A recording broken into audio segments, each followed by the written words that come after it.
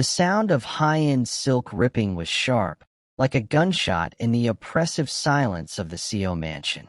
Imara froze in the hallway, her heart hammering against her ribs as she clutched a stack of freshly pressed linens. A few feet away, the air felt 10 degrees colder. Seo Yun, the undisputed queen of this criminal fortress, stood over a sobbing young maid. The hem of Seo Yun's vintage Chanel gown was torn, a jagged edge that looked like a scar against the cream fabric. "I told you not to touch me," Seo Yun whispered, her voice a terrifyingly calm contrast to the violent fury in her eyes. The young girl on the floor was trembling so hard the floorboards seemed to vibrate. "I am so sorry, madam.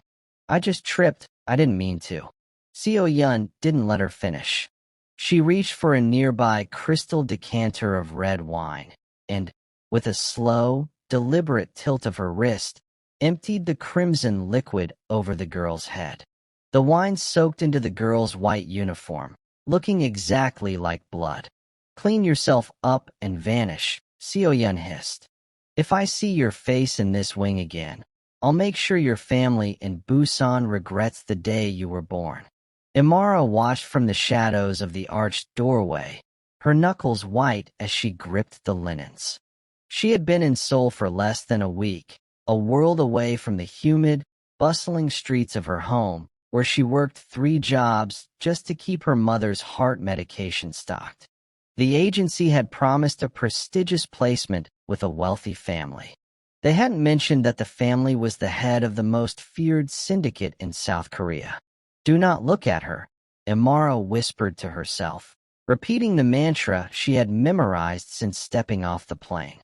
"Stay invisible. Stay silent." Seo Jun, the man whose name was spoken in hushed tones even by the city's police commissioners, stepped into the light of the grand foyer. His fitted black suit was impeccable, his presence so heavy it seemed to suck the oxygen out of the room. He didn't look at the girl crying on the floor. His cold, dark eyes scanned the room until they landed on the shadow where Amara stood. For a split second, his gaze lingered, calculating and intense, before shifting to his wife. "You're wasting expensive wine, Seo Yun," he said, his voice deep and lacking any trace of warmth. "We have guests arriving in an hour. Control yourself." Seo Yun's face shifted instantly from a mask of malice to a bright, practiced smile. "Of course, darling. I was just teaching the new staff about the cost of carelessness." Imara retreated further into the darkness as the head housekeeper, a stern woman who seemed to have seen 1,000 such horrors, grabbed her arm and pulled her toward the servants' stairs. "Keep your head down," the woman warned in a harsh whisper. "In this house, the walls have ears and the floors have eyes, especially when it comes to the master. If Madam sees him looking at you for even a second too long, you won't live to see your next paycheck." Imara nodded, her throat tight. She thought of her mother's hospital bills and her younger brother's tuition. She couldn't afford to be brave. She just had to be a ghost. But as she climbed the stairs to her cramped quarters, she felt the weight of Seo Jun's stare still burning into the back of her neck. The next morning, the sun hadn't even begun to peek over the Seoul skyline when Amara's alarm went off. 4:30 a.m. She pulled on the stiff, black and white uniform, her dark skin a striking contrast against the sharp white collar. She tied her hair back into a tight, professional bun, took a deep breath, and stepped out to begin her shift. She was determined to be the perfect, silent servant. She had no idea that within weeks, she would do something that would leave the entire underworld in shock. Before we go further, please don't forget to like, share, and subscribe if you want to see more of this. It means the world to me, and don't forget to tell me in the comments section where you are watching from. The morning air in the Kwan estate was thick with a silence that felt heavy and artificial, as if the mansion itself were holding its breath. Imara walked behind Mrs. Cho, the head housekeeper, whose heels clicked against the polished marble with a rhythmic, military precision. Every hallway they passed was a gallery of opulence. Priceless vases, gold-leafed frames, and silk tapestries that whispered of a wealth built on blood and secrets. Imara kept her eyes lowered, focusing on the back of the older woman's stiff blazer, but she could feel the weight of the cameras tucked into the ornate corners of the ceiling, tracking her every move. Mrs. Cho stopped abruptly in front of a massive set of double doors carved from dark mahogany. She turned to Amara, her expression as hard as the stone floors beneath them. She reached out, adjusting the collar of Amara's uniform with a sharp, impersonal tug. "Listen to me very carefully, Amara," Mrs. Cho said, her voice dropping to a low, jagged whisper. "You are here because you are efficient and because you have a family to feed back in Lagos. Do not let your ambition or your curiosity get in the way of that. In this house, your greatest asset is your invisibility. You are the air in the room, necessary but unnoticed." Imara nodded, her throat feeling as though it were lined with sand. "I understand, ma'am.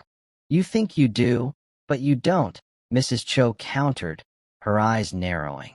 "Everyone is afraid of Madame Sioyun, and they should be. She looks for reasons to break things, and people are no different to her than the porcelain in the drawing room. If she senses you are anything more than a tool, she will destroy you. And as for Master Seojun," she paused, a flicker of something like pity crossing her stern face. "Never look at him. Never speak unless his life depends on your answer. He is not a man you want to be noticed by." Imara felt a chill that had nothing to do with the mansion's air conditioning. She thought of the image she had seen the night before, the cold, calculating way the master had looked at the shadows where she stood. She gripped the hem of her apron, the fabric rough against her palms. "I will stay invisible," she promised, though the words felt like a lie even as she spoke them. Mrs. Cho opened the doors, revealing a vast dining hall where the table was being set with silver that gleamed like polished knives. "This is your world now, Imara. Work hard, keep your head down, and pray that you remain a shadow. Because in the Seo household, being seen is the beginning of the end." Imara stepped into the room, the scent of expensive lilies and floor wax filling her senses. She began her work, moving with the quiet grace she had practiced her whole life, but the warnings echoed in her mind. She was a stranger in a beautiful cage, surrounded by people who wielded fear like a primary language. She told herself she could do it. She could be the ghost they wanted for the sake of her family. But as she polished the silver, she could feel the invisible threads of the house tightening around her, and she knew that staying invisible was going to be the hardest thing she had ever done. The following week was a blur of silver polish, the scent of expensive floor wax, and the constant, thrumming pressure of being a ghost in a house of giants. Imara mastered the art of the downward gaze, learning to navigate the labyrinthine corridors of the Seo estate by the grain of the wood and the patterns of the marble. She was becoming exactly what Mrs. Cho demanded, the air in the room. The change happened on a Tuesday night, during the quiet hour when the city's lights began to glitter like spilled diamonds outside the floor-to-ceiling windows. Imara had been assigned to refresh the water and tea service in the master's private library, a room that usually remained off-limits to everyone but the head housekeeper. She entered with her heart playing a frantic rhythm against her ribs, her eyes fixed firmly on the tips of her own sensible black shoes. The library smelled of old paper, expensive tobacco, and something sharp and metallic that she couldn't quite name. She moved toward the low mahogany side table, her movements fluid and silent. She replaced the heavy glass carafe with a fresh one, her hands steady despite the adrenaline coursing through her. She was nearly finished, reaching for the used tea tray, when a low, gravelly voice cut through the silence. "The tea is cold." The sound was so unexpected that Amara's focus wavered. Before her training could catch up with her instinct, her head tilted upward. Seo Jun was sitting in a high-backed leather chair, a stack of folders spread across his lap. He wasn't looking at the documents. He was looking at her. In the dim, amber glow of the desk lamp, his features were even more striking than they had been in the foyer, all sharp angles and deep shadows. For the first time, Amara didn't look away. She didn't drop her head in submission. She met his gaze. His eyes weren't just dark. They were a bottomless, obsidian black that seemed to strip away the uniform, the role, and the distance between them. In that look, she wasn't just a maid from Lagos, and he wasn't just a king of the underworld. They were two people caught in a moment of silent, dangerous recognition. The air in the library seemed to thicken, making it hard to draw a full breath. Amara saw a flicker of something, surprise, perhaps, or a dark curiosity, cross Seojun's usually impenetrable face. Most people looked at him with terror or greed. None looked at him with the quiet, defiant dignity he saw in the woman standing before him. "I apologize, Master," Amara said, her voice steady and rich, carrying the soft lilt of her home. "I will bring a fresh pot immediately." She didn't rush. She didn't scramble. She maintained the connection for a heartbeat longer than was safe, long enough to acknowledge that she had been seen, and that she was not afraid of the sight. Seo Jun leaned back, his fingers tapping a slow, deliberate rhythm on the arm of his chair. He didn't order her to leave. He didn't scold her for her insolence. He simply watched her, his gaze tracking the line of her throat as she swallowed. "What is your name?" he asked, the words sounding less like a question and more like a command to reveal herself. "Amara, sir," she replied. "Amara," he repeated, the syllables rolling off his tongue with a weight that made her skin prickle. "Go. Bring the tea." She lowered her eyes then, the spell breaking as she gathered the tray. But as she backed out of the room, she knew the invisible barrier had been shattered. She had broken the most important rule of the house. She had looked at the sun, and instead of being blinded, she felt a strange, terrifying warmth beginning to stir beneath the surface of her fear. Behind the desk, Seo Jun watched the door long after she had closed it, the folders on his lap forgotten. He had spent his life surrounded by people who trembled. He found he quite liked the feeling of a woman who stood her ground. The following morning, the atmosphere in the Seo mansion was as brittle as glass. Amara kept her head lowered as she dusted the shelves in the secondary lounge, her mind still replaying the heavy silence of the library from the night before. She could feel the shift in the air. The staff whispered more urgently, and Mrs. Cho's eyes followed her with a mixture of suspicion and dread. The peace was shattered by a high-pitched scream of rage from the sunroom. Amara arrived to find Seo Yun standing amidst the fragments of a rare, cobalt-blue Ming Dynasty vase. The shattered porcelain lay like a jagged blue sea across the white rug. Seo Jun was already there, leaning against the doorframe with his arms crossed, his expression unreadable as his wife trembled with performative fury. "My vase," Seo Yun wailed, pointing a shaking, manicured finger at Amara as she entered. "This girl, I saw her fleeing the room just seconds ago. She's not just incompetent, she's a thief. I checked my jewelry box on the way here, and my diamond brooch is missing. She must have dropped the vase in her hurry to hide what she stole." The room went deathly silent. Mrs. Cho looked at Amara with a face that said her life was already over. In the Seo household, theft wasn't handled by the police. It was handled in the basement. Amara felt a cold sweat break across her skin, but she stood her ground, her spine straight despite the terror clawing at her throat. "I haven't been in this room since yesterday, madam," Amara said, her voice small but remarkably clear. "And I have never touched your jewelry." "Liar!" Seo Yun shrieked, stepping over the shards to get into Amara's space. "Search her quarters. Better yet, search her. Strip her down right here." Seo Jun moved then, not toward Amara, but toward the small, discreet security camera nestled behind the crown molding.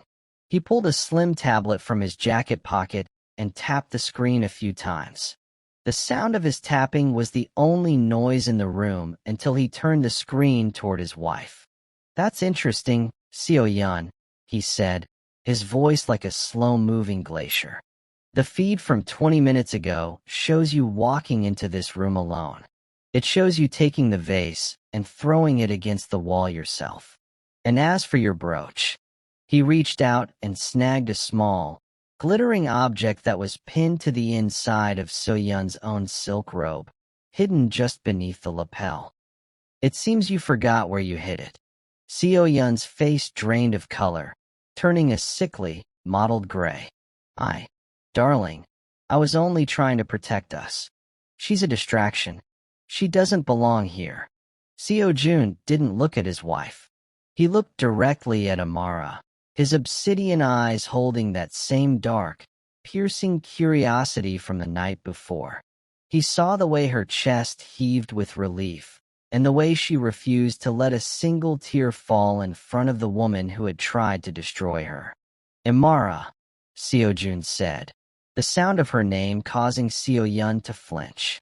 "Clean this up. And Mrs. Cho, see to it that my wife finds something more productive to do with her time than breaking my property." As Seo Jun walked away, the air seemed to follow him, leaving Seo Yun standing in the wreckage of her own lie. Amara knelt to pick up the blue shards, her hands finally beginning to shake. She realized then that she was no longer invisible. She had become the center of a war she hadn't asked for. But for the first time, she felt a flicker of something other than fear. She felt protected. And in this house, that was the most dangerous thing of all. In the days following the incident with the broken vase, the hierarchy of the Seo mansion shifted in subtle, unspoken ways. Amara was no longer sent to the kitchens or the laundry. Instead, she found herself summoned to the master's study every afternoon at 4 o'clock sharp. Seo Jun had decided to expand his reach into the West African trade markets, and he had discovered that his new maid was not just a domestic worker, but a former educator with a sharp mind for linguistics and business etiquette. The study, once a place of cold dread, became a sanctuary of soft light and the scratch of pens on paper. Amara sat across from the most feared man in Seoul, her posture regal and her voice calm. She taught him more than just words. She taught him the rhythm of negotiation and the importance of cultural nuance. As she corrected his pronunciation or explained the intricacies of international contract law, the distance between the master and the servant began to dissolve. During one late afternoon session, the rain began to lash against the windows, creating a wall of water that cut the room off from the rest of the world. Seo Jun put down his pen, his dark eyes fixed on Amara as she explained a complex term. He wasn't looking at the notes she had painstakingly prepared. He was watching the way her eyes lit up when she spoke about her passion for teaching. "You were a teacher in Lagos," he said, his voice lower than usual, vibrating with a newfound warmth. "Why did you leave a life of the mind for a life of service?" Amara hesitated, the shadow of her family's struggle crossing her face. "Because a life of the mind does not pay for a mother's heart surgery, sir," she replied softly. "In my home, we do what is necessary for those we love. There is no shame in service if the purpose is noble." Seo Jun leaned forward, his hand momentarily brushing hers as he reached for a book. The contact was brief, but it sent a jolt of electricity through the quiet room. "You have more honor than most of the men I deal with daily," he admitted, his obsidian eyes softening. "They seek power for the sake of their egos. You seek it for the sake of your blood. In that moment, the bond between them deepened into something far more dangerous than attraction. It was respect. Imara saw the man beneath the monster, a man who had been forced into a life of violence and was now searching for a way to build something that didn't require a gun. And Seo Jun saw a woman who possessed a strength he had never encountered in his world of trembling subordinates. The lesson ended, but neither moved to leave. The silence was no longer heavy. It was a shared space of understanding. Imara realized that she was no longer just a ghost in his house. She was becoming a mirror in which he finally liked what he saw. But as she gathered her papers, she caught a glimpse of Seo Yun's reflection in the glass of the door, her face twisted in a silent, murderous mask of jealousy. The war was coming, and these quiet lessons were the only armor Imara had left. The fragile peace of the afternoon lessons was shattered less than 48 hours later. It began with a small, velvet-lined box that Seo Jun had left on the mahogany desk after their last session, a delicate gold pen, engraved with Imara's initials in both English and Hangul. It was a tool for her teaching, he had said, but to anyone else in the mansion, it was a declaration of favor. Imara had hidden the gift at the very bottom of her small trunk in the servants' quarters, wrapped in a silk scarf from home. But in the Seo household, privacy was a luxury the staff did not possess. When she returned to her room after a grueling 14-hour shift, she found her small space in total disarray. Her clothes were strewn across the floor, her bedding ripped, and standing in the center of the wreckage was Seo Yun. The Mafia wife held the gold pin between two fingers as if it were a piece of filth. Her face was no longer the mask of a refined socialite. It was twisted into something primal and jagged. You think you're clever, don't you? Seo Yun's voice was a low, venomous crawl. A little maid from the slums of Lagos, whispering in my husband's ear, taking gifts that cost more than your father's life is worth. Imara felt a cold spike of dread nail her to the spot. It was a gesture of respect for the work I do, madam. Nothing more. Seo Yun stepped closer, the sharp scent of her expensive perfume clashing with the stale air of the servant's wing. She didn't slap Imara this time. Instead, she reached into the pocket of her silk robe and pulled out a stack of high-resolution photographs. She tossed them onto the bed. Imara's breath hitched. The photos weren't of her. They were of a small, brightly painted house in Lagos. There was her mother, sitting on the porch with a blanket over her knees. There was her younger brother, walking to school with his backpack slung over one shoulder. They looked happy. They looked safe. They looked completely unaware that a monster was watching them from across the globe. My family has connections that span continents. Imara, Seo Yun whispered, leaning in so close that her breath chilled Imara's ear. Seo Jun might be the head of the syndicate here, but my father's reach is longer and much, much darker. You are a fly in my web. If you ever look him in the eye again, if you ever take so much as a scrap of bread from his hand, I will place a call.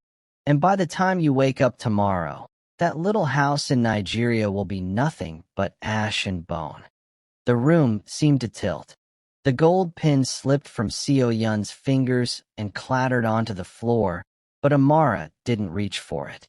Her strength, usually her greatest shield, felt like it was dissolving into sheer, paralyzing terror.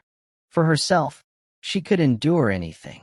But the sight of her mother's smile and those surveillance photos broke something inside her. I will leave, Imara choked out, the words feeling like shards of glass in her throat. I will ask for a transfer.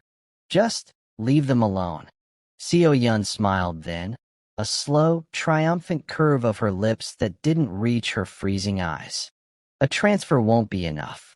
You will stay, and you will be the invisible, broken thing you were meant to be. You will watch me win. and you will feel the weight of your own insignificance every time you scrub my floors." Seo Yun turned on her heel, her silk robe fluttering behind her like the wings of a predatory bird. As the door slammed shut, Imara sank to her knees amidst her ruined belongings. She clutched the photograph of her mother to her chest, her body shaking with a silent, racking sob. The unthinkable act of punching the woman in the thumbnail was still weeks away, but the fire was being stoked. In the darkness of her room, the submissive teacher began to die, and something much more dangerous, the desperate mother protector, began to take her place. The air in the grand ballroom was thick with the scent of lilies and the sharp, metallic tang of expensive perfume. Gold leaf adorned the columns, and the massive crystal chandeliers hummed with a light that seemed to expose every flaw.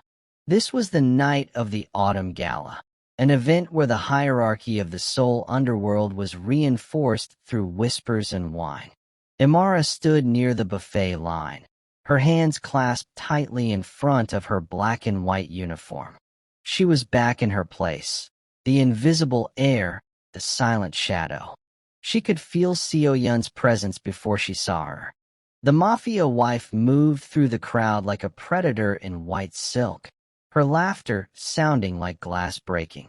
Every time their paths crossed, Seo Yun would linger just a second too long, her eyes flashing with the memory of the surveillance photos from Lagos. Imara's skin crawled, her mother's smile etched into the back of her eyelids like a warning. Seo Jun stood at the center of the room, surrounded by men in dark suits who spoke in hushed, urgent tones. He looked every bit the ruthless king, but his gaze was restless. Several times, Imara felt the weight of his stare find her in the crowd, but she followed the promise she had made to herself. She dropped her head. She looked at the floor. She became a ghost.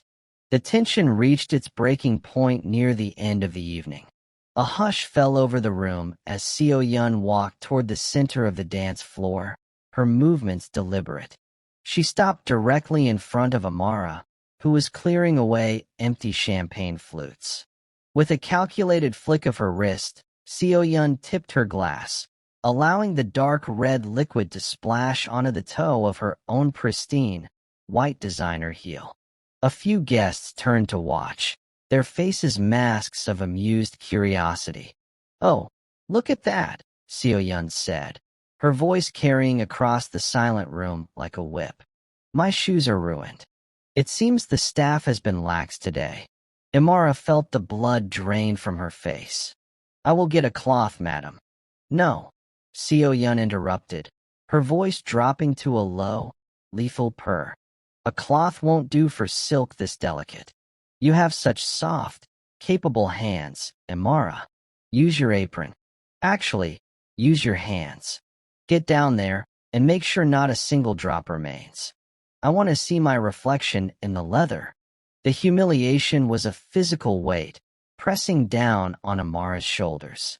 She could hear the muffled snickers of the elite gathered around them. She looked toward Seo Jun. He had stopped talking, his body rigid, his dark eyes burning with a fury that made the men around him step back. But he didn't move. He knew the rules of this public theater as well as anyone. "Did you hear me, girl?" Seo Yun hissed, her eyes dancing with a sick, triumphant joy. "Get on your knees. Crawl. Clean it." Imara looked at the white silk shoe, then up at the woman who had threatened to burn her world to the ground. She thought of her mother. She thought of the gold pin hidden in her room.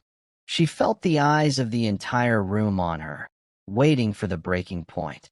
Slowly, with a shaking breath, Imara began to bend her knees.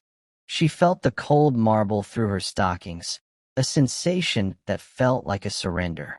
As she reached out toward Seo Yun's foot, she saw the Mafia wife's lips curl into a smirk of absolute victory. Imara was no longer a teacher. She was no longer a person. She was a thing, kneeling in the dirt of a ballroom, broken by the weight of a threat she couldn't fight. But as her fingers touched the cold silk, she felt something else, a spark of white-hot, righteous anger that began to burn through the fear. She was down, but as she looked at the reflection of the chandeliers in the polished floor, she knew this was the last time she would ever look at the world from the ground. The silence in the ballroom was so absolute that Amara could hear the frantic drumming of her own pulse in her ears. She was on her knees, the cold marble biting into her skin, while Seo-yun stood over her like a goddess of malice. The socialites leaned in, their eyes gleaming with the voyeuristic thrill of seeing a human being stripped of her last shred of dignity. "Crawl, Imara," Seo-yun whispered, the name sounding like a curse. "Unless you've forgotten the photos I showed you. Unless you want to call home to a pile of ash." Imara's fingers hovered just inches from the wine-stained silk of Seo-yun's shoe. In that moment, the world seemed to slow to a crawl. She thought of her mother, her brother, and the gold pin that symbolized a respect she had finally earned. She realized that if she did this, if she allowed herself to be broken here, in front of everyone, Seo-yun would never stop. A woman who threatens the innocent has no honor to keep, and a shadow that never stands up eventually disappears into the dark. Imara didn't crawl.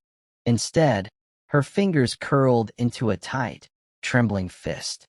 She rose, not with the hesitant movements of a servant, but with the steady, explosive grace of a woman who had reached her limit.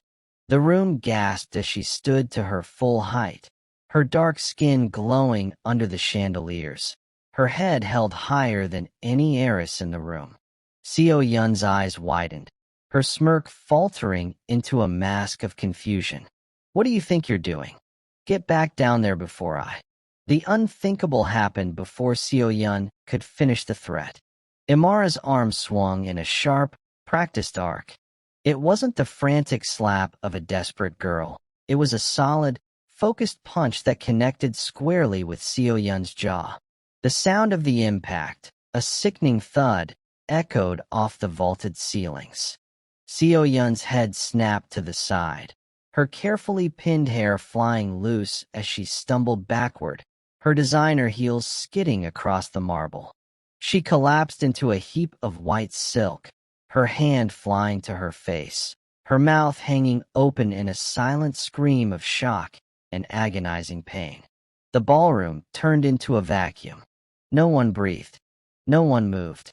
The guards at the doors reached for their jackets, their eyes darting toward their master for the signal to execute the girl who had just committed social and physical suicide.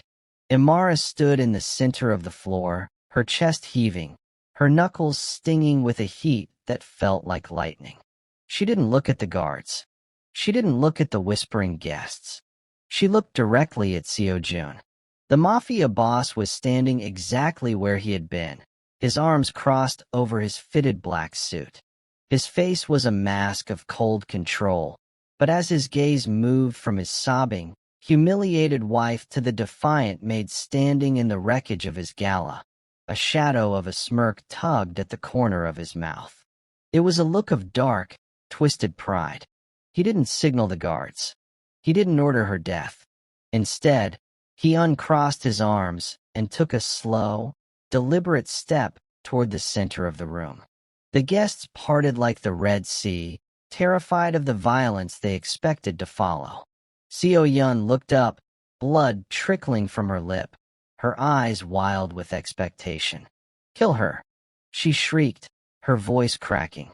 "Seo-jun, kill her now!" Seo-jun stopped inches from Amara. He ignored his wife's screams, his obsidian eyes locked onto Amara's. For a long, heart-stopping minute, the power of the entire syndicate seemed to rest on the tip of a needle. "It seems," Seo-jun said, his voice echoing with a terrifyingly calm authority, "that my wife was right about one thing. You certainly aren't invisible anymore, Imara." He turned his head slightly toward his head of security, his voice dropping to a low, lethal silk. "Take my wife to her quarters. She is clearly unwell, and making a scene at our party. And Amara, come with me. We have business to discuss that doesn't involve cleaning shoes. As the guards moved to lift a screaming, hysterical Seo-yun from the floor, Amara followed Seo-jun out of the ballroom. She was still a maid in a uniform, but as she walked past the stunned elite, she knew the world would never be the same. The unthinkable had been done, and the King of Seoul had just chosen his side. The fallout from the gala was not a slow burn. It was an explosion that lit up the Seoul skyline. Within hours of the punch that echoed around the world, the alliance between the Seo Syndicate and Seo-yun's powerful family, the Park clan, disintegrated. Seo-yun had been sent to a private estate under heavy guard, but her father, Chairman Park, viewed the public humiliation of his daughter as a declaration of war. By dawn, 3 of Seo-jun's shipping docks had been raided, and the silent streets around the mansion were patrolled by armored black sedans that didn't belong to the master. Inside the study, the air was thick with the scent of bitter espresso and the cold tension of a war room. Seo-jun sat behind his desk, his face a granite mask of exhaustion. His advisors paced the floor, shouting about retaliation and blood debts, but Seo-jun's eyes remained fixed on the tactical maps spread before him. He was a man built for battle, but this was a betrayal from within, a war fueled by a woman's wounded pride and a father's greed. Amara stood by the window, her uniform replaced by a simple, dark sweater and trousers. She was no longer a maid, but she wasn't yet a queen. She was a strategist. During their private lessons, she had learned more than just Seo-jun's business. She had learned the psychology of his enemies. She watched the way the advisors moved, noting the flicker of fear in their eyes. "They aren't attacking your strength, Seo-jun," Amara said, her voice cutting through the frantic chatter of the men. The advisors stopped talking, looking at her with a mixture of shock and disdain. But Seo-jun looked up, his obsidian eyes narrowing. "Explain," he commanded. Amara walked to the table, her finger tracing the Park clan's territory on the map. Seo-yun's father is emotional, but he is also a businessman. He's attacking your docks to distract you. While you're sending men to defend the water, he's moving to freeze your international accounts. He's trying to starve you out, not shoot you out. She looked at Seo-jun, her gaze unwavering. In Lagos, when 2 giants fight, the one who wins is the one who controls the food, not the one with the loudest roar. You've been teaching me about the syndicate's logistics, but you've been ignoring the digital paper trail. The parks have a backdoor deal with the European shippers. If you cut that cord, the chairman loses his leverage. Seo-jun leaned back, a look of profound realization washing over his face. He saw it then, the brilliance that had been hidden behind a maid's apron. She wasn't just his heart, she was the missing piece of his mind. "Check the European logs," Seo-jun barked at his tech specialist. Minutes later, the specialist gasped. "She's right. There's an unauthorized divert command on the offshore accounts. If we hadn't caught it now, we would have been bankrupt by noon." The room went silent. The advisors looked at Amara with a newfound, trembling respect. She had done more with a single observation than they had done with 1,000 guns. Seo-jun stood and walked toward her, ignoring the men in the room. He took her hands in his grip firm and warm. "You saved the empire today, Amara." "I saved my home," she corrected him softly. "And I saved the man who finally saw me." But the victory was tempered by a sudden, jarring sound, the distant rattle of gunfire at the compound's perimeter. The war had reached their doorstep. Seo-jun pulled a sleek silver handgun from his desk drawer, but before he checked the magazine, he looked at Amara. "Stay behind me," he said, his voice a low, protective growl. "No," Amara replied, her eyes flashing with the same fire that had fueled her punch in the ballroom. "We stand together." I'm done hiding in the shadows of this house." As the monitors in the room flickered with images of the Park Clan soldiers breaching the outer gates, Imara and Seojun stepped toward the door. The syndicate war had begun, but for the first time in his life, the Mafia boss wasn't fighting alone. He had a partner who knew how to survive the darkness. The smoke from the night's violence still hung low over the estate, but by the time the sun began to bleed over the horizon, the sounds of gunfire had been replaced by the heavy, rhythmic scrubbing of the cleanup crews. The Park Clan's assault had been broken, not just by Seojun's firepower, but by the financial collapse Amara had orchestrated. Without funds to pay their mercenaries, the chairman's soldiers had melted away into the dawn, leaving their leader exposed and defeated. Inside the grand foyer, the air was cold and still. Seo Yun stood by the entrance, two suitcases at her feet. She was no longer the untouchable queen of the syndicate. Her face was pale, her lips still swollen from the punch that had shattered her world, and her eyes were wide with a frantic, desperate fear. She looked at Seo Jun, who stood at the top of the marble staircase, but his gaze didn't linger on her for a single second. "You can't do this," Seo Yun rasped, her voice cracking. "My father will." "Your father is currently signing over his remaining assets to avoid a prison cell," Seojun interrupted, his voice echoing with a finality that made the walls seem to vibrate. "You chose a path of cruelty and betrayal. You threatened the innocent to feed your ego. You are no longer a Seo, and you are certainly no longer welcome in this city." He gestured to the guards, who moved forward with silent efficiency. They picked up her bags and escorted her through the massive mahogany doors. As the doors slammed shut, the era of fear that had defined the mansion for years seemed to vanish with the click of the lock. Seojun turned to Amara, who was standing on the landing beside him. He reached out, his hand finding hers and squeezing it tight. The silence between them wasn't the heavy, suffocating silence of the past. It was the quiet of a new beginning. "The organization is in shambles," Seojun admitted, looking out over the sprawling estate. "The old ways, the extortion, the fear, they nearly destroyed us from the inside.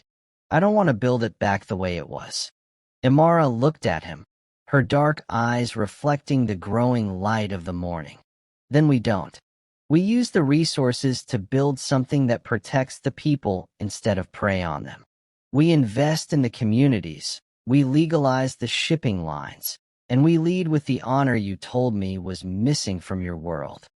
Seojun smiled, a genuine, warm expression that reached his obsidian eyes. He led her down the stairs and toward the wide balcony that overlooked the city of Seoul. The staff had gathered on the lawn below, the maids, the cooks, the drivers who had spent years living in the shadows. They looked up, not with the usual trembling terror, but with a cautious, burgeoning hope. Seojun stepped to the railing, his arm draped firmly around Amara's shoulders. He didn't speak to them as a dictator, but as a leader. He announced the new direction of the syndicate, the fair wages, and the end of the culture of silence. But more importantly, he introduced the woman standing at his side, not as a maid, and not as a distraction, but as his partner in the future of the Seo name. As the staff began to cheer, a soft, spontaneous sound that rose up to meet them, Imara felt the weight of her family's debt finally lift from her heart. She had come to Seoul to save her mother, and in the process, she had saved a man's soul and transformed an empire. She leaned her head against Seojun's shoulder, watching the sun fully illuminate the city. They were the new face of power in the underworld, a Korean king and a Nigerian queen, standing together on a foundation of respect, courage, and a love that had done the unthinkable. The war was over, and for the first time in her life, Imara Whitfield was exactly where she was meant to be. The end. Thanks for watching. If you love this, then you'll love what's coming up next. Like, share, and subscribe so that you don't miss any of my story. Check out the channel for more African Korean stories.